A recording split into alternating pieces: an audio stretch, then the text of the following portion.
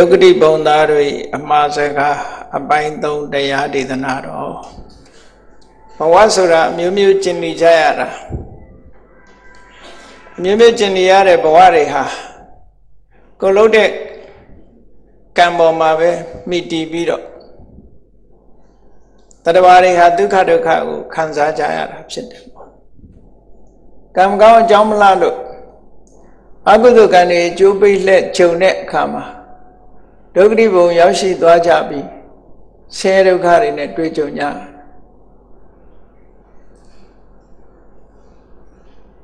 ဘဝတစ်ခုရေပုံရအပြင်ခြုံကြည့်မယ်လို့ဆိုလို့ရှိရင်လူဘုံဟာဘဝအလုံးကိုသွားနိုင်တဲ့ဘဝရဲ့ချမ်းရှင်ကြီးတစ်ခုနဲ့တူတယ်ပေါ့လူဘုံမှာရောက်ရှိနေတဲ့အခိုက်ဘယ်ဘဝသွားရမယ်ဆိုတာရွေးချယ်ဖို့အတွက်အနေထားတွေအလုံးပြည့်စုံတယ်လူဘုံကလောကင်ဆောင်ရွက်ကြတဲ့စိတ်ကူးကြံစီကြတဲ့ပြောဆိုကြတဲ့အရာတွေအလုံးဟာကံအရာမြောက်ပြီးတော့လမ်းကြောင်းကြီး9သွယ်လို့ဆိုတဲ့လမ်းခရီးကိုရှောက်လန်းပြီးတော့ဘုံဘဝအသီးအသီးကိုရောက်ရှိပြီးတော့သွားကြတာဂတိ5ပါး destination လို့ဆိုတဲ့လမ်းကြောင်းကြီး9သွယ်လူဘုံလူဘဝဟာထိုလမ်းကြောင်းကြီး9သွယ်ရဲ့ဘ ਹੁ အချက်ချာမှာရှိနေတယ်လို့ဒီလိုပြောနိုင်တယ်ပေါ့ဒါကြောင့်မို့လို့ဘုန်းကြီးတို့တွေဟာအမှန်တမ်းအရေးကြီးတဲ့နေရာတစ်ခုရောက်နေကြပြီမနုဿတ္တဘာဝဒုံလဘောလူဘဝရခဲ့တယ်လို့ဒီလိုဆိုထားတဲ့ဘဝဘုန်းကြီးတို့တွေရနေကြတယ်အဲ့တော့ရခဲ့တဲ့လူဘဝကိုရတိုင်းရတဲ့လူတိုင်းဟာရရှိထားတဲ့ဘဝတစ်ခုကိုကျိုးရှိအောင်အသုံးချသွားကြသလားလို့ဆိုသုံးချသွားကြရရှိတဲ့ဘဝတစ်ခုကိုမှန်မှန်ကန်ကန်အသုံးမချတတ်လို့ရှင်အချိန်ဆိုတာတစ်နေ့ကုန်ဆုံးလာမှာဖြစ်တယ်မိမိလုံးသမျှတွေဟာလည်းပဲကံအရာမြောက်သွားပြီးတော့အကြောင်းတရားတွေဖြစ်ပြီးတော့အကျိုးပေးဖို့အစဉ်အလာဖြစ်လာမှာဖြစ်တယ်ဒါကြောင့်မို့လူဘဝရတဲ့အခိုက်လေးမှာဘုန်းကြီးတို့တွေအမတ်တမဲ့မနေကြပဲနဲ့တတိတမ္ပစဉ္ညာလို့ခေါ်တဲ့တတိထားခြင်းဆင်ခြင်တုံတရားထားခြင်းဆိုတဲ့ဟာတွေမိမိတို့ရဲ့ကိုယ်စီဘဝမှာဒီအလေးနဲ့ထားပြီးတော့စဉ်းစားကြရအောင်ဒါကြောင့်မို့မြတ်စွာဘုရားကလည်းဒီတတိတမ္ပစဉ္ညာဆိုတာကိုတတိထားပြီးတော့ဆင်ခြင်တုံတရားရှိကြဖို့ဒါဟာအရေးကြီးဆုံးပဲလောကမှာမစဉ်းစားရင်ဘာမှမသိဘူးစဉ်းစားမှုဟာအမှန်တမ်းအစွမ်းထက်တယ်စဉ်းစားနိုင်အောင်အရာရာကိုတတိထားတတ်ဖို့လိုတယ်ပေါ့ကိုရထားတဲ့ဘဝရဲ့တန်ဖိုးရထားတဲ့ဘဝဟာထာဝရလားတခဏလားနော်အချိန်ကောင်းဆိုတာလည်းပဲထာဝရလားတခဏလားကိုယ့်ရဲ့အတိုင်းတာဟာအချိန်ဘယ်ချိန်ထိအောင်ကိုဟာအသုံးကျနေတဲ့ပုဂ္ဂိုလ်ဖြစ်မလဲကျမ်းမာရေးဆိုတာလည်းပဲထာဝရလားတခဏလားဆင်ခြင်စဉ်းစားကြည့်အောင်ကျမ်းမာနေတဲ့အခိုက်ဘာတွေလုပ်ရမယ်ဆိုတာကိုလည်းပြတ်ပြတ်သားသားဆင်ခြင်စဉ်းစားတတ်ဖို့လိုတယ်ပေါ့အဲ့ဒီလိုမှမဟုတ်ဘဲနဲ့စားကအိတ်ခါပျော်ကပါးကရှားကဖွေးကနဲ့ဘဝတစ်ခုဆုံးသက်သွားလို့ရှိရင်ကိုရထားတဲ့အမြဲတမ်းတန်ဖိုးရှိလာတဲ့ဘဝကြီးဟာဒီဘဝကြီးရဲ့အခြားမဲ့မှာလာမဲ့ဟာတွေကအမြဲတမ်းကြောက်စရာကောင်းတော့တဲ့အနေအထားမျိုးနဲ့ဆုံတွေ့နေကြမှာအသုံးမချတတ်ဘူးမှန်မှန်ကန်ကန်အသုံးချတတ်ဘူးဆိုရင်ဤဘဝဤချာမဲ့ဆိုတာအမြဲတမ်းကတ်နေတာနော်မျက်စိလေးမိတ်သွားတာနဲ့တပြိုင်နက်အပြောင်းလဲကြီးအကြီးအကျယ်ပြောင်းလဲသွားမှာဖြစ်တယ်ပေါ့အဲ့တော့အပြောင်းလဲဆိုတာအကောင်းလည်းရှိတယ်ဆိုလည်းရှိတယ်ဒီဘဝလောက်ရတဲ့ပုံမှာမူတည်ပြီးတော့အပြောင်းလဲဆိုတာဖြစ်သွားနိုင်ဒါကြောင့်မို့အခုလက်ရှိဘဝဟာဘဝတွေထဲမှာအရေးကြီးဆုံးပဲလို့ဒီလိုနှလုံးသွင်းဖို့ရခဲ့တဲ့လူဘဝရတယ်ဆိုတာတို့အရေးကြီးဆုံးလူဘဝကိုရတယ်ဒီလိုပြောရမှာလူဘဝဟာကမ္မဘူမိဒီကံတရားတွေသိဖို့အထောက်တဲ့နေရာမှာအကုသိုလ်ကံဆိုလည်းပဲကံကုန်အောင်လူဘဝမှာဖြစ်နိုင်တယ် ကုသိုလ်ကံဆိုလဲကံကုန်အောင်ဖြစ်နိုင်ကုသိုလ်ကံကံကုန်တယ်ဆိုတာယဟနာဖြစ်ရင်ကုသိုလ်ကံကံကုန်တယ်လို့ပြောအောင်အရတ္တမဲ့ကုသိုလ်ဆိုတာကုသိုလ်အမြင့်ဆုံးကုသိုလ်ပဲအဲ့ဒီကုသိုလ်ထိအောင်ရနိုင်တဲ့ဘုံဘဝအဲ့ဒီကုသိုလ်နောက်မှာတော့ကုသိုလ်ဆိုတာမရှိတော့နော်အဲ့ဒါလို့လူဘဝဟာဣဒမေဝကမ္မဘူမိလူဘဝသာလင်တကယ်ကိုအကောင်းဆုံးအကြောင်းကျိုးအလုံးဆောင်ရွက်လို့ရတဲ့ဘုံဘဝမျိုးဖြစ်တယ်ဒါကြောင့်မို့တန်ဖိုးရှိတယ်လို့ပြောတာနော်တန်ဖိုးရှိတယ်လို့ပြောပြီးမဲ့လို့လူတိုင်းအတွက်တန်ဖိုးရှိခြင်းမရှိမယ်နော်လှုပ်တဲ့လူတွေအတွက်အသုံးချတတ်တဲ့ပုဂ္ဂိုလ်တွေအတွက်တန်ဖိုးရှိတယ်လို့ဒီလိုဆိုလိုတာလူတိုင်းအတွက်မှာလူဖြစ်ကျိုးမနှက်တဲ့ပုဂ္ဂိုလ်တွေအများကြီးရှိတာပဲဒါကြောင့်မို့လို့လူဘဝရတဲ့အခိုက်လေးမှာတတိတမစဉ္ညာတရားကြီးစွာထားပြီးတော့လှုပ်တဲ့လှုပ်ထိုက်တာတွေရွေးချယ်ပြီးတော့လှုပ်ဖို့မလှုပ်တဲ့မလှုပ်ထိုက်တာတွေကိုရွေးချယ်ပြီးရှောင်ဖို့ဆိုတာလေဒါအရေးကြီးတဲ့အနေအထားတစ်ခုပဲပေါ့ဘဝတစ်ခုရလာရင်ဒုဆိုတာဘဝယက်တီဖို့ရအတွက်အတ္တမွေးဝမ်းကြောင်းဆိုတာရှိလာတယ်အဲ့ဒီအတ္တမွေးဝမ်းကြောင်းပြုတဲ့အခါမှာလူဘဝရောက်လာလို့ရှိရင်ပတ်ဝန်းကျင်ဟာသိအရေးကြီးသွားတယ်ဒါကြောင့်မို့မြတ်စွာဘုရားက24ပစ္စည်းထဲမှာဥပနိဒေယပစ္စယောဆိုတာ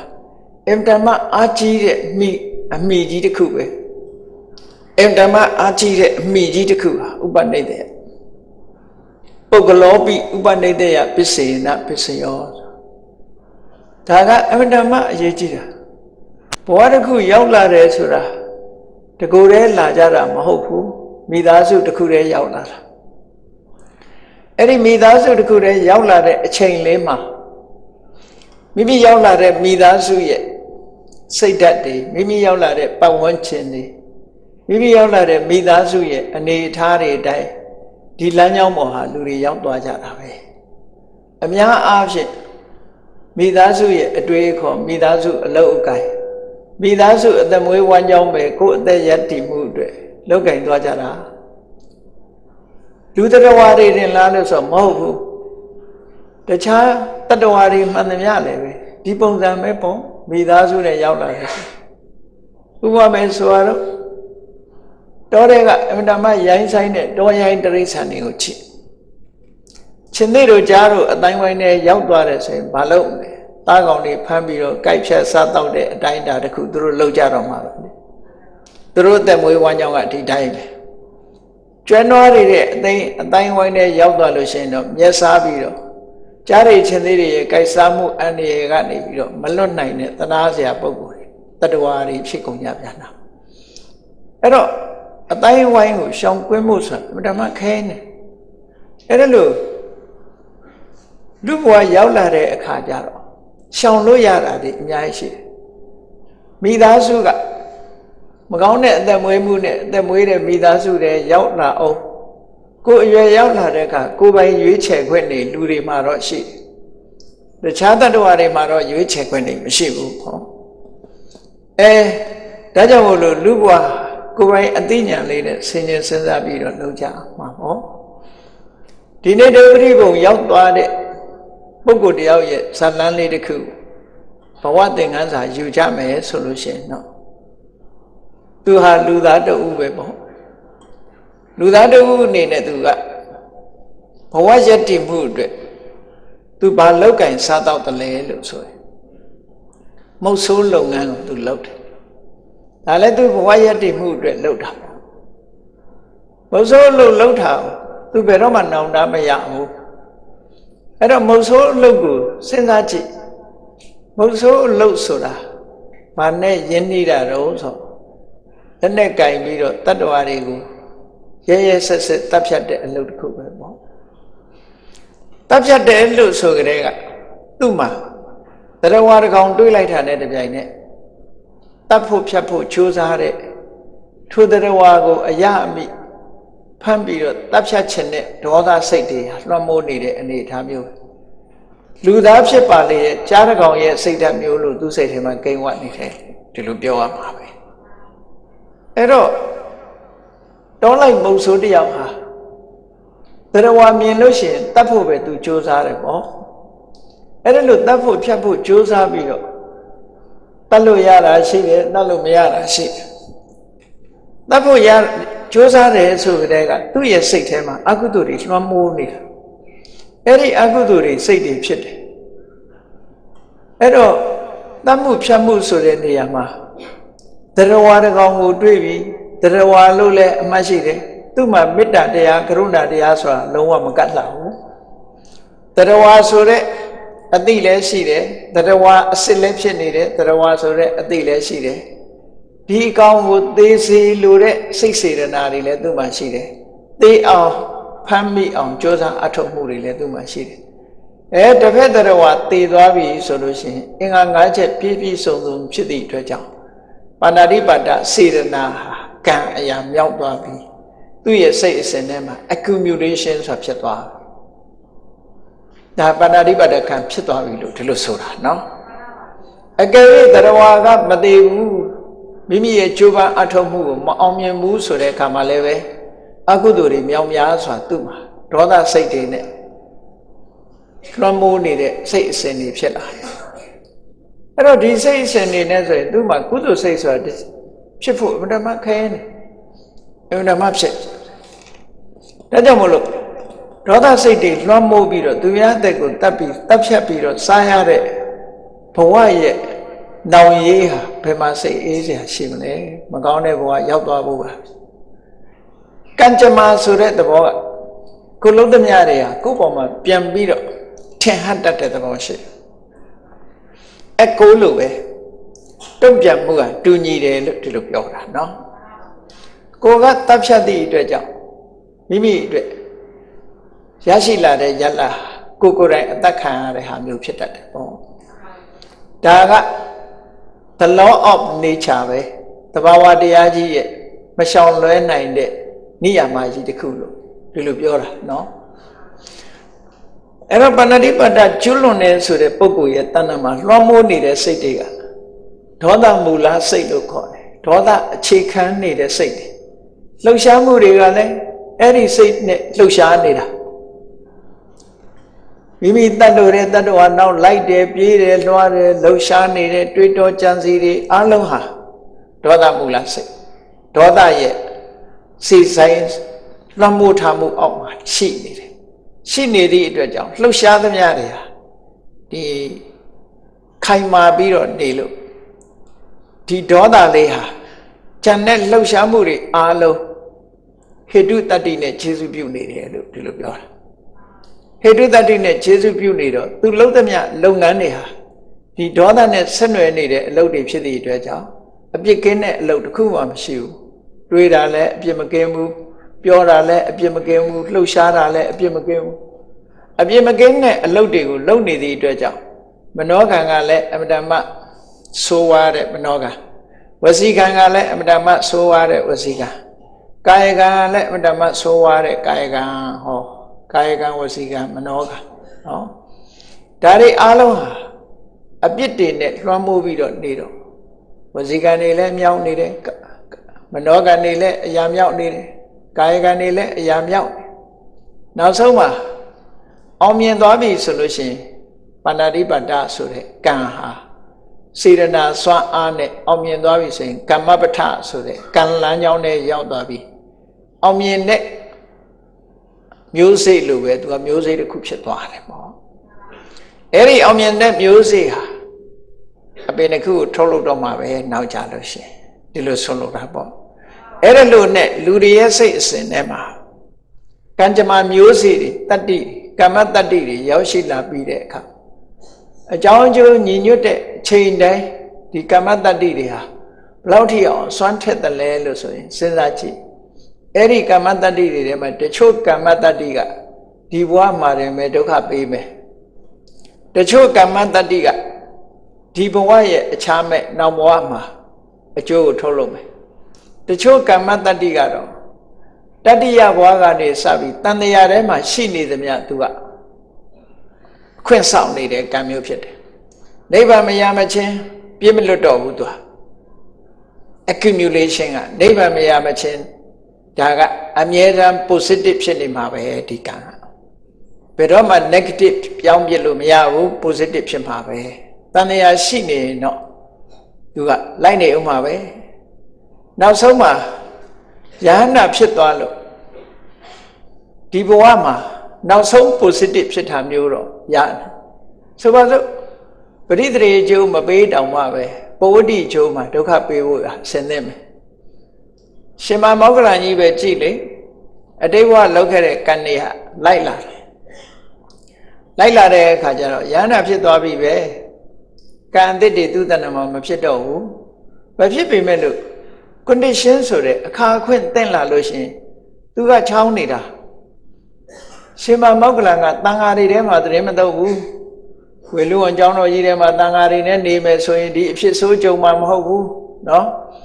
သို့တော့သူအဖြစ်ဆိုးကြုံတဲ့အချိန်မှာတပါးတဲ့ကာလတိလာဆိုတဲ့တောင်ပေါ်မှာဧကစာရီသွားနေတာကိုဧကစာရီသွားနေတယ်ဆိုလောက်ချန်တပ်ဖြတ်ဖို့မလွယ်ပြီဘူးလားလွယ်သွားတာပေါ့တန်ဃာတွေထဲမှာနေရင်ဒီအဖြစ်ဆိုးကြုံညမှသို့တော့ကံကြမ္မာဖန်လာတယ်လို့ပဲပြောရဒီကံကအခွင့်ရတာတပါးဒီနေသည့်အတွက်ကြောင့်ခွင့်ရအဲ့ဒီအခွင့်ရလာပြီဆိုလို့ရှိရင်ကတော့ရှောင်လို့မရတော့တဲ့အနေအထားတစ်ခုဘဝတိကံကြိုးတော့ပေးနိုင်တယ်သို့တော့အရတ္တမဲ့ကုသိုလ်ကကိလေသာတွေအလုံးချေမုန်းပြစ်လိုက်တဲ့အတွက်ကြောင့်ကံမျိုးစေ့တွေဟာနောက်ဘဝထီအောင်တော့ဆက်ပြီးတော့အသုံးမဝင်တော့ဘူးတဲ့ဘဝဆိုတာမရှိတော့သည့်အတွက်ကြောင့်နောက်ဘဝကိုလိုက်နိုင်တဲ့ကံတော့မရှိတော့ဘူးပေါ့ခန္ဓာမရှိသည့်အတွက်ကြောင့်ဒီလိုနားလည်ကြရတာပေါ့အဲ့တော့ဒီအမျိုးကောင်းသားကလူဘဝရလာတဲ့အခါမှာမုတ်ဆိုးလုပ်ငန်းနဲ့အသက်မွေးတယ်အသက်မွေးပြီးတော့တတ္တဝါတွေတပ်ဖြတ်လို့သွေးရဲတန်ရဲတပ်ဖြတ်ရုံနဲ့မကဘူးတပ်ဖြတ်ပြီးတဲ့အခါမှာနော်အသားပေါ်ပြီးတဲ့အခါမှာရောင်းချစားတော့တယ်ကိုယ်တိုင်လည်းစားတယ်သွေးရဲတန်ရဲနဲ့ဒီလိုနေလာတာသူလုံးနေကြအလုပ်တစ်ခုကတော့တောထဲမှာတိရစ္ဆာန်တွေလိုက်လံတပ်ဖြတ်ပြီးတဲ့အခါမှာအသားပေါ်ပြီးတော့ရွာပြန်လာတယ်သူကဘယ်ရွာကတုံးလို့ဆိုဗာရာဏသီနာကဗာရာဏသီအနီးမှာရှိတဲ့ရွာတရွာကပဲစုံဒတ်ထိလာရွာလို့သူတို့ရှေးကခေါ်တဲ့နာမည်ပေါ့အဲ့ဒီရွာမှာမုံဆိုးလုပ်ပြီးတော့သူကသင်္ဝေးဝါကြောင့်လုပ်တယ်အသားရလာလို့ပြန်လာတဲ့အခါရွာကကလေးတွေကစုပြီးသူစီကအသားဝေစုယူကြတယ်အသားတွေပေးတယ်သူကအသားမရလို့အကောင်မလောင်မမိတဲ့အခါကျတော့တရက်မှာတော့သူကဘာတွေလုပ်တော့ဆိုတောထဲမှာငုဝါပင်ကြီးကလည်းပန်းနေပွင့်နေတော့အဲ့ဒီငုဝါပန်းတွေကိုချိုးယူလာပြီးတော့တချို့ကြတော့သူ့ခေါင်းကိုပန်ပြီးတချို့ပန်းကက်ကြီးတွေပွေ့ပြီးတော့ယူလာခဲ့ကလေးတွေတောင်းတဲ့အခါအဲ့ဒီနေကြတော့အသားကိုမပေးနိုင်ဘူးငုဝါပန်းတွေကိုပေးခဲ့တယ်အဲ့တော့ငုဝါပန်းပေးတာနဲ့အသားပေးတာချင်းမတူဘူးငုဝါပန်းကြတော့သူကအပြစ်ကင်းတဲ့အရာတစ်ခုကလေးတွေကိုပျော်ရွှင်စေခြင်းနဲ့စိတ်နဲ့ငုဝါပန်းတွေကိုပေးခဲ့တယ်ပေါ့အဲ့လိုတစ်သက်လုံးမကောင်းမှုအကုသိုလ်တွေလုပ်ပြီးအသက်မွေးတော့နောက်ဘဝတစ်ခုရောက်တဲ့အခါကျတော့သူပဲရောက်သွားတော့လို့ဆိုဒီအကုသိုလ်ကအမှန်တမ်းကြီးမားတဲ့အကုသိုလ်ဆိုတော့အပင်ငယ်ရဲ့သူကြောက်မှာပဲအပင်ငယ်ရဲ့လွတ်လာတဲ့အခါကျတော့သူပြိတ္တာဖို့အစစ်ခံရတဲ့သဘောပေါ့နော်ကံကြမ္မာလည်းပဲအစစ်ရတယ်မကောင်းမှုအကုသိုလ်ဆိုတာအရှင်ရောသွားတဲ့အခါမှာလည်းပဲဒုက္ခပေးနိုင်တဲ့အနေအထားလေးတစ်ခုอ่ะရှော့ပြီးတော့ဒုက္ခပေးတဲ့သဘောပြိတ္တာဘုံရောက်တဲ့အခါကျတော့သူကုသိုလ်ကောင်းမှုတွေမလုပ်ခဲ့တဲ့ပုဂ္ဂိုလ်ဖြစ်တော့ဝတ်စရာအဝတ်မရှိဘူးစားစရာမရှိဘူးအင်တာမဆာလောင်မုတ်သိပ်တယ်ဘာမှစားစရာတောက်စရာလည်းမရှိအမြဲတမ်းဆာလောင်ပြီးတော့ရှာလို့ဖွေလို့လည်းမရဘူးသို့တော့ကလေးတွေကိုပန်းမွေ့ပေးခဲ့တဲ့ကုသိုလ်ကံလေးကြောင့်မို့လို့ခေါင်းမှာတော့ပန်းပန်လျက်ပဲသူဟာငုပန်းနေပန်းထားတာကံကြမ္မာကပေးထားတာလေးတော့သူရတယ်ပေါ့နော်အဲ့တော့ကံကြမ္မာဆိုတာအလွန်ဆန်းတယ်လွန်ဆန်းတယ်အဲ့တော့ငုပန်းလေးခေါင်းပေါ်မှာပန်းထားပြီးတော့အဝတ်မပါပလာကိုဒီအယုတ်ကလည်းအမှန်တမ်းဆိုးဘာဖြစ်လို့အယုတ်ဆိုးတော့ဆို တရားတွေကိုလိုက်တတ်နေတဲ့အချိန်မှာသူ့မျက်နှာဒေါသနဲ့မျက်နှာလေအဲ့တော့ဒေါသနဲ့မျက်နှာနဲ့ဒေါသဖြစ်နေတဲ့မျက်နှာဆိုတာဘယ်တော့မှလှတာမရှိဘူးပေါ့အဲ့ဒါကြောင့်မလို့အယုတ်ကလည်းမတမ်းမဆိုးကြောင်းမဲ့ဖွယ်ယုံနဲ့သို့တော့ခေါင်းမှာတော့မူပိုင်းကဲကြီးကပန်းလျက်ပဲအဲ့ဒီလိုနဲ့မလုပ်လဲဆိုတော့တနေ့ကျတော့ခင်းကမြစ်ကနေပြီးတော့သူကမြစ်ကြောပေါ်မှာမြစ်ရေချောင်းအတိုင်းသူ့ရဲ့ကမ္မစိတ်ဓိတကုံးပေါ့ကမ္မစိတ်ဓိဆိုတဲ့အဓိပ္ပာယ်ကတရားတွေဟာကံပေးတဲ့အနေအထားတစ်ခုအရာအစွမ်းတတ္တိလေးတွေရှိကြတယ်ဆိုတာမှတ်သားဆိုပါစို့လူတွေဟာကိုယ်ချေကိုယ်လက်နဲ့ကောင်းကင်ကိုပြန်မတက်နိုင်မိမဲ့လို့တိရစ္ဆာန်တွေကြတော့တောင်းပန်အားနဲ့ကောင်းကင်ကိုပြန်နိုင်ကြတာဒါပါလဲဆိုရင်ကမ္မစိတ်ဓိလို့ခေါ်တယ်ဒါလည်းအစွမ်းတကူတစ်ခုလို့ဒီလိုပြောတာနော်ဒါပေမဲ့လူတွေကတကူမရှိဘူးလားလို့ဆိုရှိတယ်လူမြင်ရင်ဘယ်တိရစ္ဆာန်ပဲဖြစ်ဖြစ်ကြောက်တယ်ဆင်ကြီးတွေကစပြီးတော့လူမြင်လို့ရှိရင်ဒေါသမုန်တိုင်းထမ်းနေတဲ့အချိန်သာသူတို့လူတတ်တာနှုတ်ဆိုရင်လူကိုမတမကြောက်ကြတယ်တိရစ္ဆာန်တွေကလူမြင်တာနဲ့လန့်သွားတယ်သူတို့ဒါလူရဲ့အစွမ်းတတ္တိတစ်ခုပဲတရားတိုင်းမှာအစွမ်းတတ္တိဆိုတာကိုယ်စီရှိကြတယ်မွေတွေမှာလည်းမွေရဲ့အစွမ်းတတ္တိရှိတယ်တခြားတိရစ္ဆာန်တွေမှာလည်းကံကပေးတဲ့စွမ်းရည်တတ္တိလေးတွေကရှိကြတယ်ပေါ့အဲ့တော့ဒီပြိတ္တာမှာလည်းပဲသူကသူ့ရဲ့အစွမ်းတတ္တိကံကြမ္မာကပေးထားတဲ့အစွမ်းတတ္တိကြောင့်ရေမျက်နှာပြင်ပေါ်မှာလမ်းလျှောက်ပြီးလာလို့ရတဲ့အနေအထားတစ်ခုဖြစ်တယ်ပေါ့။တာမန်လူသားတယောက်ဆိုရင်တော့ရေမျက်နှာပြင်ပေါ်ပဲလမ်းလျှောက်နိုင်မလဲ။အဲ့ဒီအချိန်မှာဗိမိသာရမင်းကြီးရဲ့ကောလိယဆိုတဲ့စစ်သူကြီးကအမတ်ကြီးကတိုင်းပြည်မှာမငြိမ်မသက်ဖြစ်တဲ့တပုံတွေကိုနှိမ်နှင်းပြီးတော့ရာဇကြိုးကိုအပြန်မှာသူဥဆောင်လာတဲ့တပ်တွေကိုကုန်းချောင်းကလွှတ်လိုက်ပြီးတော့သူကအေးဆေးဆေးမြစ်ချောင်းကသူ့အချမ်းရံနေနဲ့စုံဆင်းပြီးတော့လာခဲ့တာညအခါမှာအဲ့ဒီထူးဆန်းတဲ့တရားကြီးနဲ့သွားတွေ့တာတဲ့ဇလံကောင်းကင်မှာဒီရေပြင်ပေါ်မှာလမ်းလျှောက်လာပြီးတော့ခေါင်းမှာမူပန်းကြီးပန်လို့သို့တော့ကြည့်လိုက်တဲ့အခါကြောက်เสียရုပ်အတွင်းအဝတ်မပါဗလာကိုဒီနဲ့ရေပြင်ပေါ်မှာရှောက်လန်းပြီးတော့သွားနေတဲ့ထူးဆန်းတဲ့တတ္တဝါကြီးကိုမြင်အဲ့ဒီထူးဆန်းတဲ့တတ္တဝါကြီးသူ့လှေအနီးနားကိုချဉ်ကပ်တဲ့အခါမှာသူကမေးတယ်အမှန်တမ်းထူးဆန်းတဲ့တတ္တဝါကြီးကိုချိပြီးတော့နော်ပြိုကွဲမသွားတဲ့ရေမျက်နှာပြင်ပေါ်မှာလမ်းလျှောက်ပြီးတော့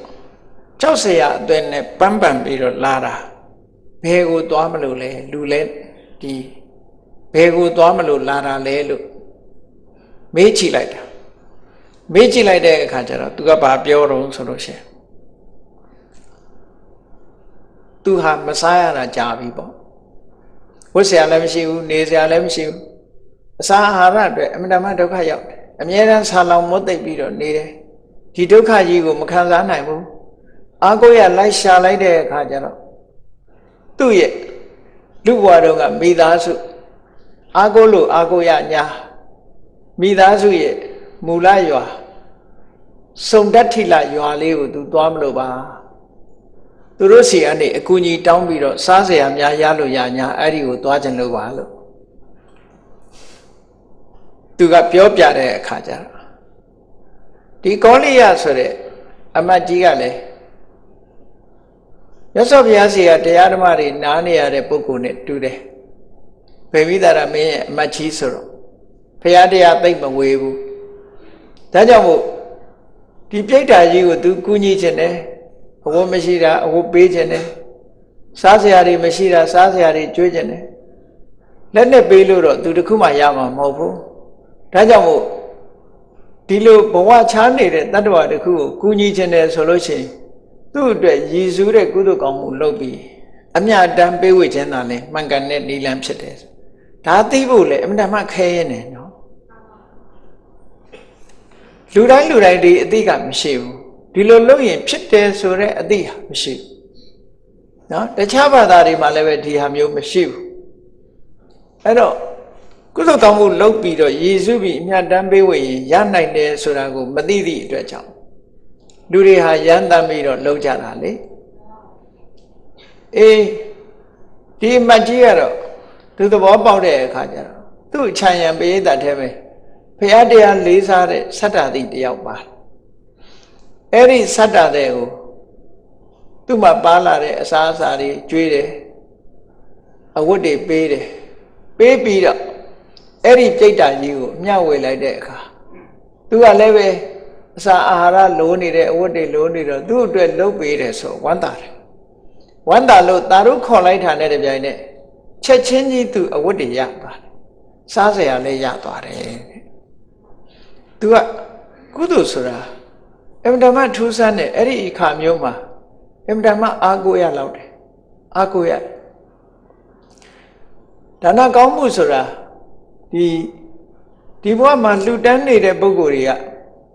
နော်လှူဒန်းနေပြီးတော့တာရုခေါ်တဲ့လူတွေကြတော့ဘာဖြစ်လို့တာရုခေါ်တဲ့ပြိတ္တာတွေကြတော့ချက်ချင်းအကျိုးရပြီးတော့ကိုယ်တိုင်လှူဒန်းနေတဲ့ပုဂ္ဂိုလ်တွေကြတော့ဘာဖြစ်လို့အကျိုးမရသလဲလို့မေးကောင်းမေးချလိုက်မယ်နော်မေးကောင်းမေးချလိုက်မယ်ရေထဲမှာမိုးရွာနေရင်တော့သိပ်မထင်ရှားဘူးပေါ့ရှိနေတဲ့ပုဂ္ဂိုလ်တွေအတွက်မှာဒါနကောင်းမှုကမထင်ရှားတယ်လို့ဖြစ်တယ်သို့တော်လည်းတကယ်စဉ်းစားကြည့်လို့ရှိရင်ဒါနကောင်းမှုတွေလုပ်နေတဲ့ပုဂ္ဂိုလ်ဟာအစစအရာရာအစဉ်ပြေနေတယ်ဆိုတာတော့သိကြတယ်လူတိုင်းဟာကုသိုလ်ကောင်းမှုလုပ်သူနဲ့မလုပ်သူကအမှန်တမ်းကွာခြားတယ်ဒါအတိတ်ဘဝကအခြေအနေတော့ရှိကောင်းရှိနိုင်တယ်ပေါ့ကုသိုလ်လုပ်တဲ့ပုဂ္ဂိုလ်ဟာအားလုံးအစဉ်ပြေလာပြီးတော့လက်လက်ပါရှားပါတယ်လို့မရှိဘူးဘုန်းကြီးတို့လည်းဒါကိုတတိထားမိတယ်ငယ်စဉ်ကနေစပြီးတော့ကိုယ့်ကိုတတိထားမိတာဒါကြောင့်လို့လဲစိတ်ထဲမှာယုံကြည်တယ်ပေါ့နော်အေးကိုရင်းဘဝတွေကရလာတာကိုရလာတဲ့သင်္ကန်းလေးကိုမိတ်ဆွေတွေတကယ်ချင်းတွေကိုမျှဝေပြီးတော့ပေးခဲ့တယ်နောက်ရဟန်းဖြစ်တဲ့အခါကျတော့ရဟန်းခံတယ်ဆိုတော့ရဟန်းလောင်းအနေနဲ့လောင်းကြတာလှူကြတာသိစင်းမှာရှိတယ်ပေါ့အဲ့တုန်းကလှူသမျှတွေလှူတဲ့သင်္ကန်းတွေမျက်နှာတုပ်ပွားတွေဆပ်ပြခဲတွေဆိုတာလို့အဲ့ဒီရဟန်းခံပွဲမှာတကယ်ချင်းတွေကလည်းလာကြတော့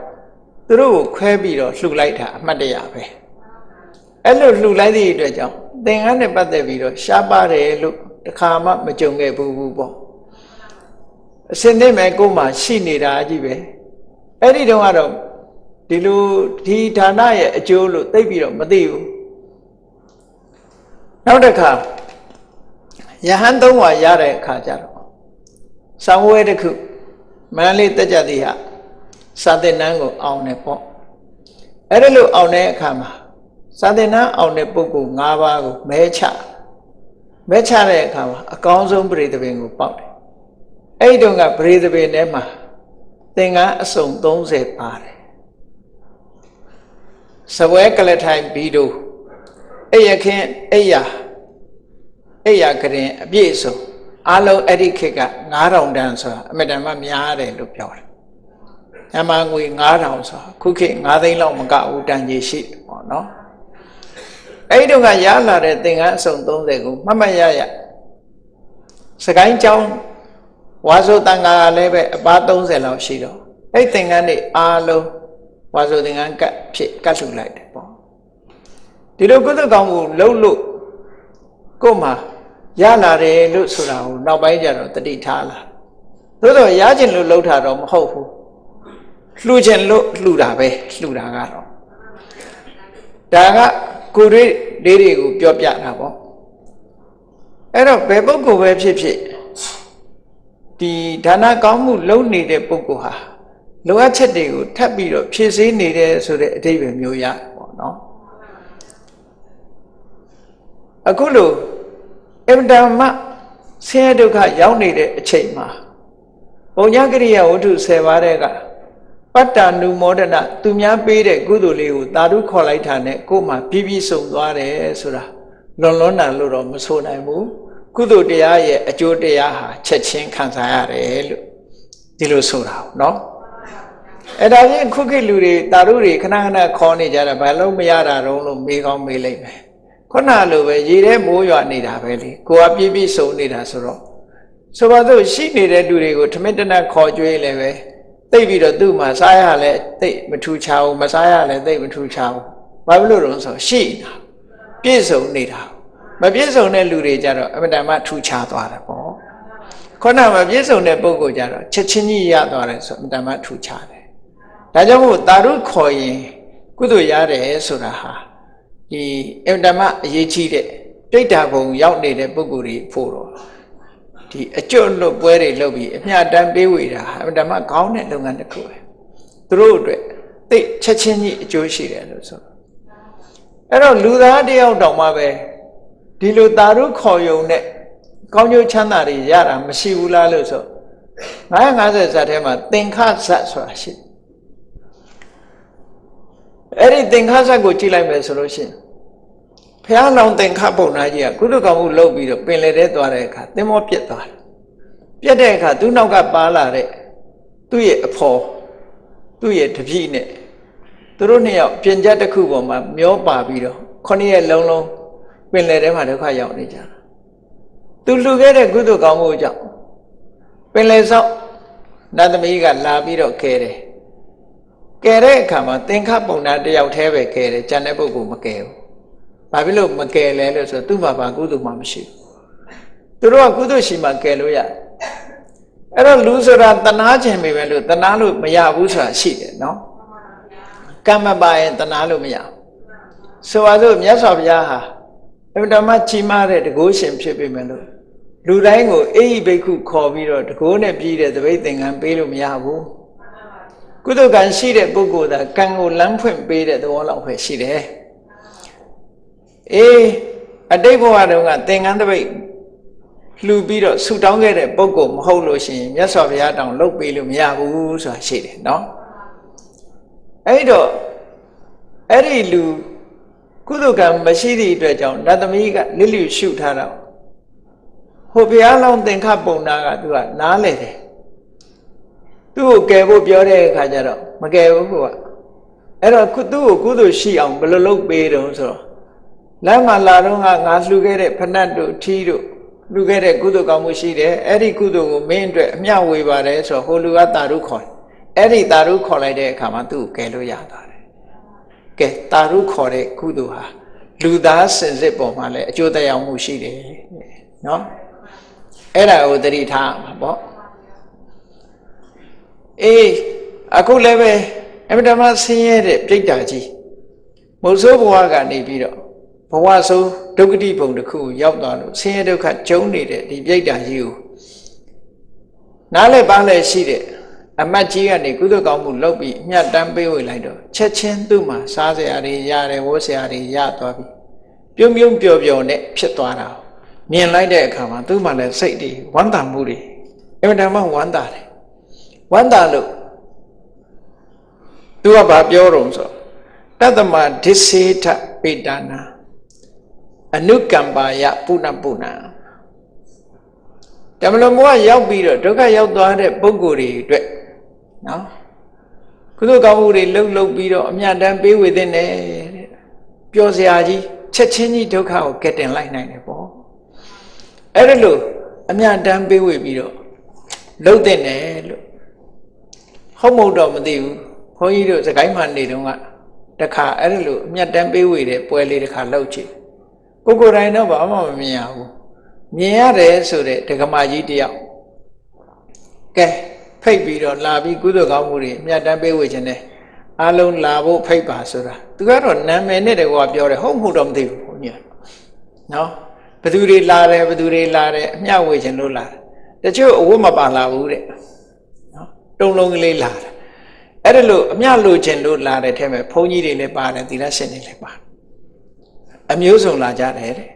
ကုသိုလ်ကောင်းမှုလုပ်ပြီးတော့တခါအမျှဝေပဲလုပ်ဖူးတယ်နာမည်နဲ့တကွာပြောတာနာမည်တွေနဲ့တကွာပြောတာအဲ့တော့ဒီလိုကုသိုလ်ကောင်းမှုလုပ်မယ်ဆိုလို့ရှိရင်အမျှတမ်းပေးဝေမှုတွေဟာဒီသူတို့အတွက်အကျိုးရှိတယ်ဆိုတာသိကြတယ်ပေါ့တခြားသူများကိုယ်တွေ့တွေလည်းပြောတာတွေကြားဘူးတယ်ပေါ့သို့တော့ကိုယ်တိုင်မမြင်ရသည့်အတွက်ကြောင့်ကတော့ စာရတော့ဖြစ်နိုင်တယ်လို့ပဲပြောရမှာကိုယ်တိုင်မမြင်ရသည့်အတွက်ကြောင့်လက်ကိုမြင်တဲ့အရာမဟုတ်သည့်အတွက်ကြောင့်ဒီဖြစ်နိုင်တဲ့အဆင့်လောက်ပဲထားရတာပေါ့ဒီလိုဆိုလိုတာပေါ့နော်ကဲအဲ့ဒီတော့ဒီပြိတ္တာကြီးကိုကူညီလိုက်ရတဲ့အခါဒီမတ်ကြီးကအမှန်တမ်းဝမ်းမြောက်ဝမ်းသာဖြစ်သွားတယ်မနေ့မိုးလင်းတဲ့အခါဗာရာဏသီစိတ်ကမ်းကိုရောက်သွားတယ်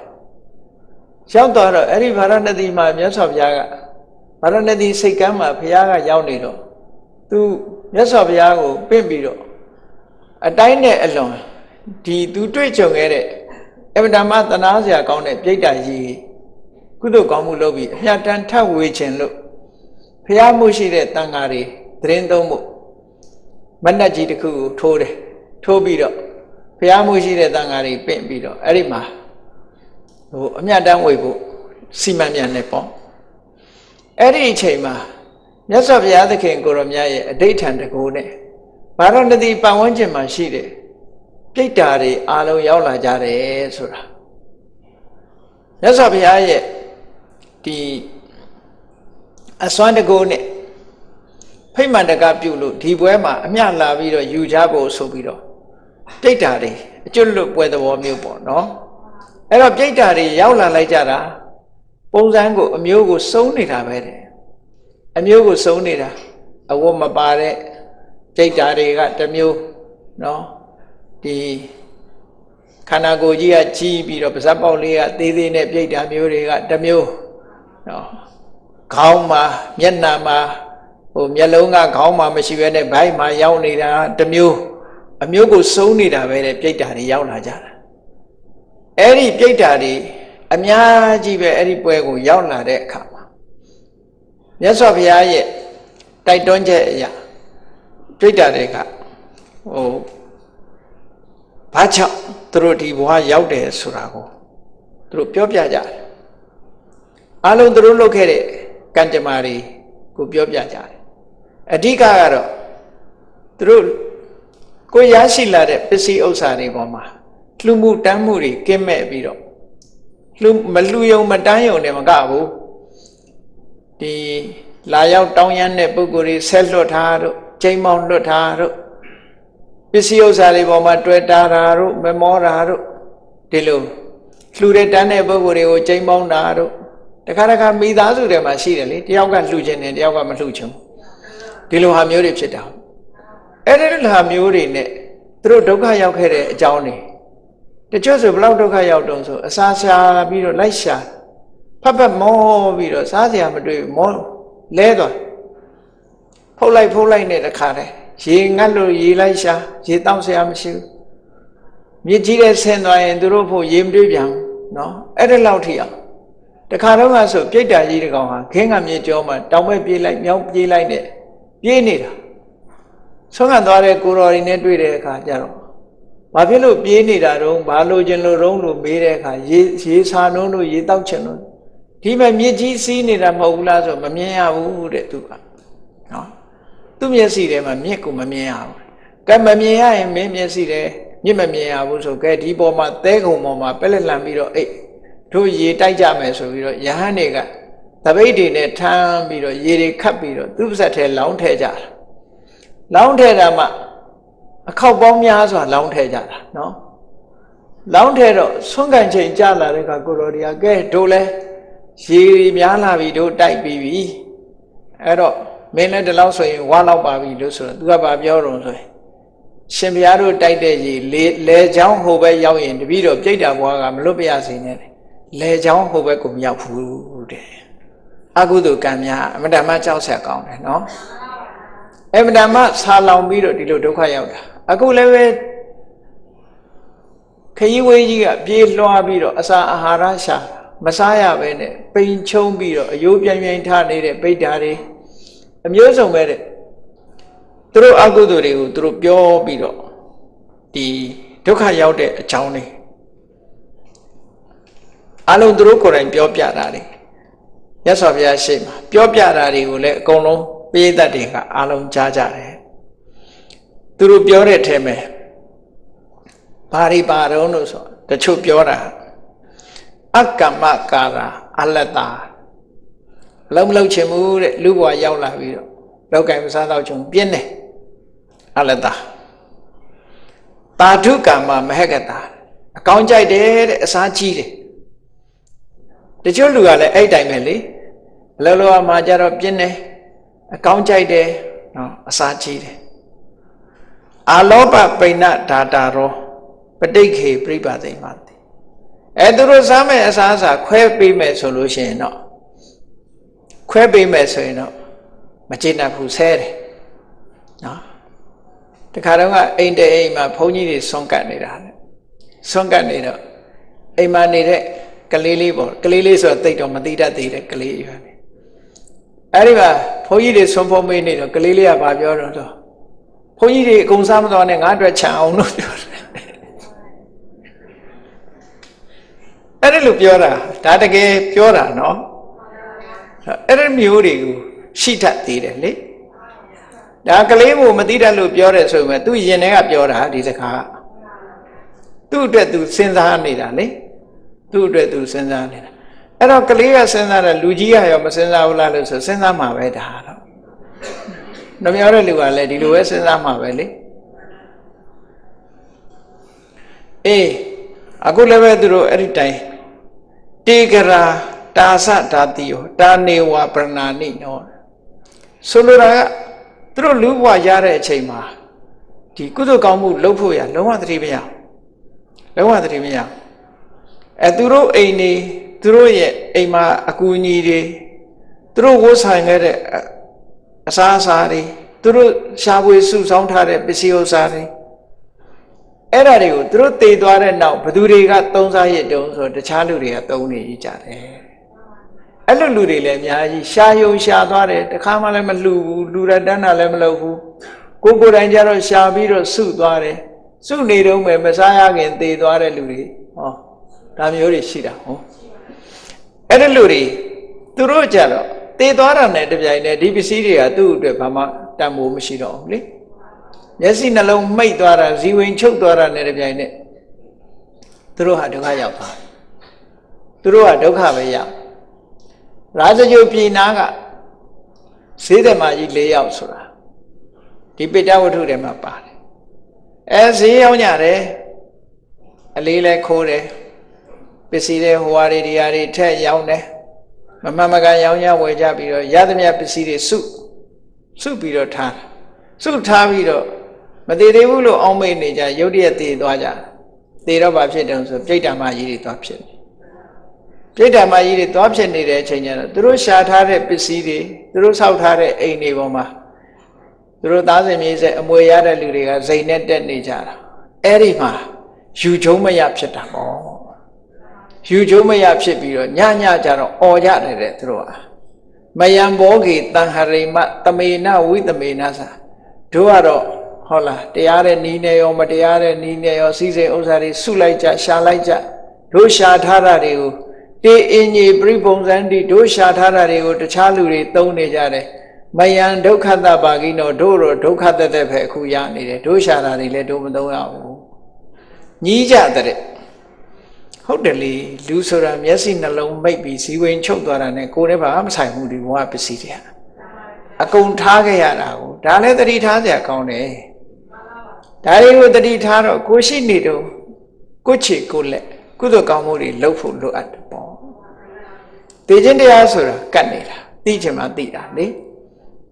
အဲ့တော့အခုလည်းပဲဒီတိုင်းပဲသူတို့ညီးကြတာတေကရာတာသဓာတိယောတို့ဆောက်ထားတဲ့အိမ်တွေ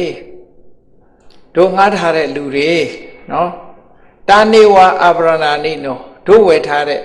လက်ဝတ်တစားတွေအဝတ်အစားတွေတေအင်ကြီးပြိစာတဲ့ဒီအဲ့ဓာတွေနဲ့အမလေးသူတို့ကကြော့လို့မောလို့သုံးနေကြတာဟုတ်လားမယံဒုက္ခတပါကိနောငါတို့ကတော့အခုဒုက္ခခံနေရပြီလို့ဒီလိုညီးကြညူကြတဲ့အဲ့ဒီပြိတ္တာတွေကဒါကြောင့်မို့လို့ဒါနကောင်းမှုဆိုတာပြုသင့်ပြုလိုက်တဲ့အရာတစ်ခုပဲမြတ်စွာဘုရားကဟောထားတာလေးတစ်ခုရှိတယ်ဒီအစာအာဟာရဆိုတာ ဘယ်လိုပုဂ္ဂိုလ်စီရောက်တယ်လဲလောကမှာအစာအာဟာရနဲ့ခင်းပြီးတော့တတ္တဝါတွေအသက်ရှင်ကြ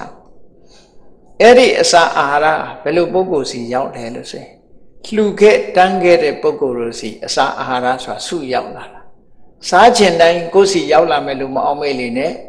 လှူခဲ့တဲ့တန်းခဲ့တဲ့ပုဂ္ဂိုလ်တွေစီပဲအစာအာဟာရစုပြုံရောက်တယ်သူစားနိုင်သည်ဖြစ်စေမစားနိုင်သည်ဖြစ်စေအစာအာဟာရတွေကသူစီပဲစုပြုံရောက်မှာကြံတဲ့ပုဂ္ဂိုလ်တော့လှဲ့တောင်ကြည့်မှာမဟုတ်ဘူးတဲ့ဓမ္မနဲ့ဒီဟာကတကယ်ကိုကံကအကျိုးပေးပြီဆိုရင်နော်စားစရာတောင်းစရာတွေသူ့ပေါ်စုပြုံရောက်မှာသူစီကိုစုရောက်လာအဲ့ဒါကြောင့်မို့လို့မြတ်စွာဘုရားကပစ္စည်းဥစ္စာနဲ့ပတ်သက်ပြီးတော့မစ္စရိယစိတ်တွေမထားကြနဲ့တဲ့မစ္စရိယကိုတော်လှန်ပြီးတော့ဒါနကောင်းမှုကိုလုပ်သင့်တယ်လို့တဖွာဖွာဟောခဲ့တာဖြစ်တာဟောအဲ့တော့စားစရာတောင်းစရာတွေပေါ်နေတဲ့စီကိုသွားပြီးတော့မညူစုလေနဲ့သူလှုပ်ခဲ့တာတွေသူပြန်ရမယ်အဲ့ဒီမှာဒီစကားနဲ့ပတ်သက်ပြီးတော့အမှန်တမ်းမှန်တယ်လောကလူတွေဟာကိုယ်ပိုင်တဲ့ပစ္စည်းတွေရှိရတဲ့နဲ့ဘာဖြစ်လို့ကုသိုလ်ကောင်းမှုမလုပ်ကြတာလဲလို့ဆိုရင်မစ္စေရာစပမာဒာစဧဝံဒါနာနာတိယတိတဲ့တခုကတော့ကိုယ်တက်တာကိုကြည့်တယ်ကိုယ်တက်တာကိုစဉ်းစားတယ်ဒါကိုမစ္စရိယလို့ခေါ်တယ်ကိုယ်သာသုံးမယ်သူများကိုမမျှဘူးဆိုတဲ့စိတ်ဓာတ်လူတွေမှာရှိနေတတ်တယ်အဲ့ဒါကိုမစ္စရိယစိတ်လို့မစ္စရိယလို့ခေါ်တယ်ဒီမစ္စရိယဆိုတဲ့သဘောတရားဟာစိတ်ထဲမှာရောက်ရှိလာတဲ့စိတ်ကိုမှီပြီးတော့ဖြစ်တဲ့သဘောတရားဘယ်သူနဲ့တွဲဖက်ပြီးတော့လာတော့ဆိုရင်ဒေါသနဲ့တွဲဖက်ပြီးတော့လာတာသူကမစ္စရိယဟာဒါကြောင့်မို့လောဘနဲ့တွဲတာမဟုတ်ဘူးဒေါသနဲ့တွဲတာမစ္စရိယဒေါသနဲ့တွဲတယ်ဆိုတာအမှန်တမ်းထင်ရှားတယ်ကိုပိုင်ပြီဆိုလို့ရှိရင်လူကမထိနဲ့ဆိုတာလာတော့တာပဲလေအဲ့ဒီကလေးကတစ်ဖက်သားကိုရန်လုပ်တာတိရစ္ဆာန်လေးတွေကြည့်ကြောင်ကလေးတွေပါဇက်ထဲကြွက်ကလေးသို့မဟုတ်အစာကလေးတစ်ခုရောက်သွားရင်အနာနာကြောင်တစ်ကောင်လာရင်မန်းဖီတော့တာအဲ့ဒါဘာလုပ်တာတော့ဆိုသူ့ကိုသူကာကွယ်တာပဲလေကလေးလေးတွေမုံပေးပြီးပြန်တောင်းကြည့်ပါလားမရဘူးသူတို့လက်ထဲရောက်သွားရင်ဟုတ်လားမပေးတော့ဘာဖြစ်လို့လဲဒါမစ္စရိယရဲ့သဘောလေးတွေကိုပြတာပေါ့သူပိုင်သွားပြီဆိုရင်တော့ပေးမယ်မထင်နဲ့အဲ့ဒါလို့ပေးဖို့ကံဖို့လက်တွန့်သွားတဲ့မစ္စရိယဆိုတဲ့သဘောတရားဟာအစာရည်စာရှားပါခြင်းအကြောင်းတစ်ခုဖြစ်သွားတာကိုယ်တိုင်ကရဲရဲရောရောပေးကမ်းခြင်းမရှိသည့်အတွက်ကြောင့်ကိုယ်စီမှာလည်းရဲရဲရောရောရောက်လာမှာမဟုတ်တော့ဘူးတဲ့မြတ်စွာဘုရားကနှမျောလို့မလှူတာတဲ့တခုကတော့ကုသိုလ်ကောင်းမှုလုပ်ဖက်ပေါ်မှာစိတ်မဝင်စားပဲနဲ့မေ့နေလို့မလှူတာတဲ့မစ္စေရာစပမာဒာစဧဝံဒါနာနာတိယတိတဲ့လောကလူတွေဟာနှမျောလို့မလှူတာနဲ့မေ့နေလို့မလှူတာဒီနှစ်ခုကြောင့်အလှူဒါနမဖြစ်ဘူးတဲ့အလှူဒါနဆိုတာအကြီးကျယ်ကြီးလှူနေမှာအလှူဒါနမဟုတ်ဘူးကိုစားတဲ့ထဲကနေပြီးတော့တလုံးတဆုပ်တရားလေးတွေပဲဖြစ်ဖြစ်နော်ကိုယ်နဲ့နီးစပ်တဲ့ပုဂ္ဂိုလ်ပဲဖြစ်ဖြစ်ပေးတာကမ်းတာကြွေးတာမွေးတာဒါတွေကအကုန်လုံးဒါနပဲအိမ်လာတဲ့လူကော်ဖီတိုက်တာလက်ဖက်ရည်တိုက်တာစဒါနပဲအဲဒါပဲလူလောကမှာတစ်ခါကျတော့မဟုတ်တဲ့နေရာသွားပြီးတော့တရားကောင်းနေတာလည်းရှိသေးတယ်ယမကတိုက်ရမယ်ဆိုရင်တရားတရားတော်ထက်ကြတယ်တစ်ခါကျတော့ကော်ဖီတိုက်ရမှကျတော့ဈေးကြီးလို့တဲ့နော်အဲ့ဒါလိုဟာမျိုးကလည်းရှိသေးတယ်မကောင်းတဲ့နေရာမှာတောက်ဖို့တောက်ဖက်သွားပြီးတော့တရားတရားကောင်းနေတယ်ဒီတစ်ခါတကားခံလိုက်အောင်မယ်နဲ့လှုပ်သေးတာလေတော့မစ္စရိယကတကယ်ကိုတစ်ဖက်သားအကျိုးရှိမဲ့ဒါနမျိုးလှုပ်ဖြစ်အောင်လှုပ်ဖို့အမှန်တမ်းအရေးကြီးတယ်မလှုပ်ဘူးဆိုလို့ရှိရင်ဒေါသနဲ့တွဲဖက်လာတဲ့ဒီမစ္စရိယဆိုတဲ့သဘောတရားဟာဖြစ်လျာဘဝမှာအမွဲအတေရှားပါဘဝမျိုးကိုရောက်စေနိုင်တယ်လို့ဒီလိုဆိုတာနော်ဒါကြောင့်မို့လို့ဒီပြိတ္တာတွေဟာလည်းပဲသူတို့ဒီဒုက္ခရောက်ကြတယ်တဲ့ပြောတာမှသူကဘဝမှာအောက်တန်းကြတဲ့အမျိုးတွေနော်ဆင်းရဲတဲ့အမျိုးတွေအဲ့ဒီအမျိုးတွေမစ္စရိယကြီးမားတဲ့ပုဂ္ဂိုလ်ကအဲ့ဒီမှာပဲဖြစ်တယ်ဆိုပါစို့ လူဘဝရောက်လာပြီဆိုရင်မွေးတဲ့ကတဲဆုံတဲ့အိမ်ထဲကိုသွားမွေးတယ်သို့မဟုတ်နေစရာမရှိတဲ့အမိသားစုတွေသွားမွေးတယ်မစ္စရိယရှိတဲ့ပုဂ္ဂိုလ်မစ္စရိယနဲပြီးတော့ဒါနကောင်းမှုလုပ်တဲ့ပုဂ္ဂိုလ်ကမွေးကလေးကတိုက်အိမ်မှာသွားမွေးတယ်တထေးအိမ်မှာသွားမွေးတယ်ဒီလိုလာတာပေါ့အဲ့ဒါကြောင့်မို့လို့ကိုယ့်ကိုဆုံးဖြတ်မှာငါနောင်ဘဝကြလို့ရှိရင်တဲစုပ်ထဲသွားမွေးမလားသို့မဟုတ်တထေးအိမ်မွေးမလားဒါပဲအဲ့တထေးအိမ်မွေးခြင်းကုသိုလ်ကောင်းမှုတော့လုပ်နေရမှာပဲမစ္စရိယတရားဆိုတာဒီကိုယ်စိတ်ထဲမှာဖြစ်တဲ့မစ္စရိယကိုတော်လှန်မှုအရေးကြီးတာနော်တော်လှန်မှုအရေးကြီးတာ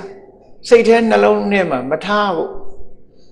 မစ္စရိယကလည်းတော်တော်ကိုဒီလူစိတ်ကိုလွှမ်းမိုးထားနိုင်တဲ့အနေအထားမျိုးရှိတယ်ပေါ့အေးအဲ့ဒါလို့လုံးမမစ္စရိယခင်းတဲ့ပုဂ္ဂိုလ်တွေကြတော့အင်တန်မှဟိုဘဝမှာအဆင်ပြေတဲ့အနေအထားမျိုးကိုရောက်တယ်မစ္စရိယမရှိဘူးဆိုလို့ရှိရင်မစ္စရိယကင်းလို့ကုသိုလ်ကောင်းမှုတွေလုပ်တဲ့ပုဂ္ဂိုလ်ဟာဒီဘဝမှာချမ်းသာတဲ့အမျိုးရင်းမြတ်တဲ့အမျိုးမိသားစုတွေမှာမတောင်းမတမကြောင်းမကြစားတဲ့အမျိုးတွေမှာလာပြီးတော့လူဖြစ်တယ်တဲ့လူဖြစ်ပြီးတော့သူ့မှာဘဝမှာအမြဲတမ်းပြည့်ပြည့်စုံတဲ့ဘဝမျိုးကိုသူတို့ရောက်တယ်ဒီလိုဆိုတာအဲ့ဒါကြောင့်မို့လို့ဒီနေရာမှာတတိပေးတဲ့အနေနဲ့စကားလေးတစ်ခုကမှတ်သားစရာရေးသားထားတဲ့စကားလေးတစ်ခုကဘာတော့ဆိုဒုက္ခံအဂတပုံညာနံဣဒနတ္ထိပရထသာအဂတပုံညာဆိုတာကုသိုလ်ကောင်းမှုမလုပ်တဲ့ပုဂ္ဂိုလ်ကုသိုလ်ကောင်းမှုဆိုတာဒါနကောင်းမှုရှိတယ်သီလကောင်းမှုရှိတယ်ဘာဝနာကောင်းမှုရှိတယ်နော်ကုသိုလ်ကောင်းမှုမလုပ်တဲ့ပုဂ္ဂိုလ်အဲ့ဒီထဲမှာလည်းပဲကုသိုလ်ကောင်းမှုဆိုတာသူကအလားတူတဲ့အကျိုးလေးတွေကိုပေးတတ်တာဖြစ်လို့ကုသိုလ်ဆိုတာစုံအောင်လုပ်တဲ့နဲ့စုံအောင်လုပ်တဲ့နဲ့အဲ့တချို့ကဒါနလုပ်เสียမလို့ဘူးလို့ဒီလိုပြောရင်လည်းနားမယောင်နေနဲ့နောက်မှရှားပါလိမ့်မယ်နော်ဒါနလည်းလုပ်ရမှာပဲသီလလည်းလုပ်ရမှာပဲဘာဝနာလည်းလုပ်ရမှာပဲဒါနကောင်းမှုမလုပ်ဘူးဆိုတာအလုံးလည်းကြားဖို့ကြလိမ့်မယ်ကတ္တဗဘုရားလက်ထက်ကကိုရောနှစ်ပါးတငယ်ချင်းယဟန်နှစ်ပါးအဲတငယ်ချင်းယဟန်နှစ်ပါးကပ္ပဋ္ဌာန်းတရားအထုတ်နေတဲ့ကိုရောတွေပဲတပားကဘလို့တွေးလဲဆိုရင်ဘုန်းကြီးဆိုတာလှူเสียမလို့နော်ဘုန်းကြီးဆိုတာယူပက္ခန္တာအဲ့တော့လှူเสียမလို့သူများကိုပေးလှူเสียမလို့ကိုတရားကိုအထုတ်နော်တရားအထုတ်ရင်ပြီးတာပဲဘာမှလုပ်เสียမလို့ဘူးလို့အတွေးခေါ်ရှိတယ်ကျန်တဲ့ကိုတော့တပါအဲ့လိုမဟုတ်ဘုန်းကြီးဖြစ်ဖြစ်လူဖြစ်ဖြစ်ကိုယ်ပတ်ဝန်းကျင်မှာရှိတဲ့ပုဂ္ဂိုလ်ကြီးမျှဝေသုံးစင်တယ်ဒါနကောင်းမှုလုပ်တဲ့နဲ့နေလိုယူရှိတယ်တပါရဲ့အတွေးကိုတပါကပြောပေမဲ့လို့လက်မခံဘူးလက်မခံတော့တငယ်ချင်းနှစ်ယောက်အမှန်တမ်းယဉ်နှိကြတယ်တပါကဒါနလုပ်တဲ့နဲ့တပါကမလုပ်တဲ့ဘူးလုပ်เสียမလို့ဘူးနဲ့ပြောတာအဲ့ဒီကိုတော့နှစ်ပါးပြန်တော်မူတဲ့အခါနတ်ပြည်ရောက်တယ်အဲ့တော့လှုပ်တဲ့နယ်လို့ဆိုပြီးတော့လှုပ်တဲ့ကိုတော်ကအစစအရာရာသူ့ရဲ့သားလှုပ်เสียမလို့ဘူးဆိုတဲ့ကိုတော်ကအောက်ကြနောက်ကြဖြစ်တယ်နတ်ဖြစ်တော့လေနတ်ဘဝကနေရောက်ပြီးတော့လူဘဝရောက်လာတဲ့အခါကျတော့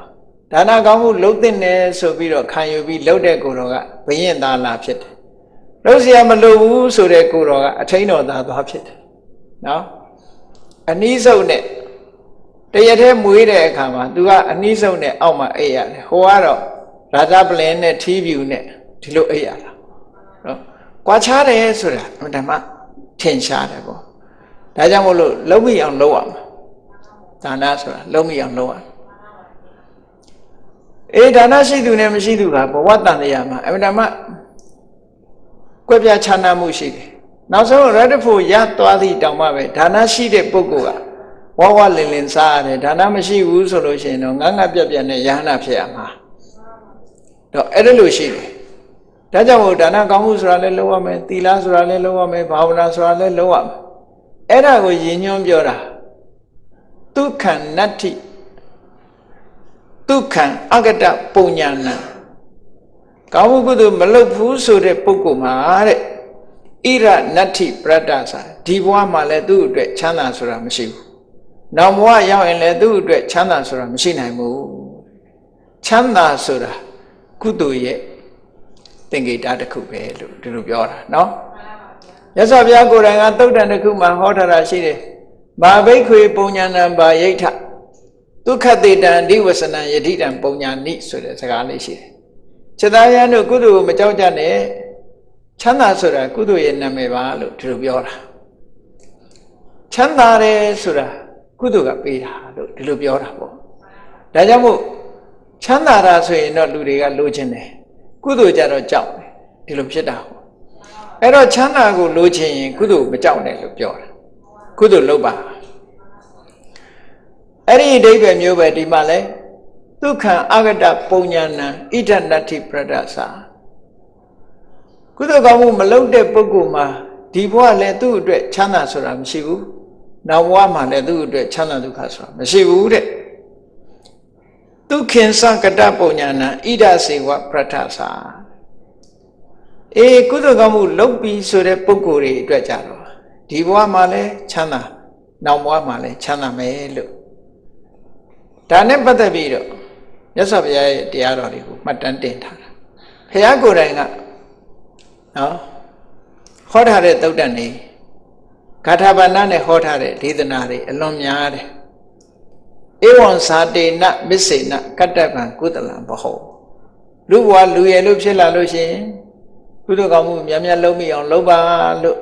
ဒီလိုတစ်ဖွာဖွာတိုက်တွန်းထားတာဘာဖြစ်လို့လဲလို့ဆိုရင်ဒီကုသိုလ်ရဲ့အကျိုးတရားဟာချမ်းသာဒုက္ခဖြစ်တယ်ပေါ့ဒီလိုဆိုလို့တာအဲ့တော့ဘဝတစ်ခုမှာကုသိုလ်ကောင်းမှုရဲ့အကူအညီကြောင့်ဆင်းရဲဒုက္ခရောက်နေတာတောင်မှပဲချမ်းသာဒုက္ခကိုရသွားတယ်ဒီပြိတ္တာကြီးဟာ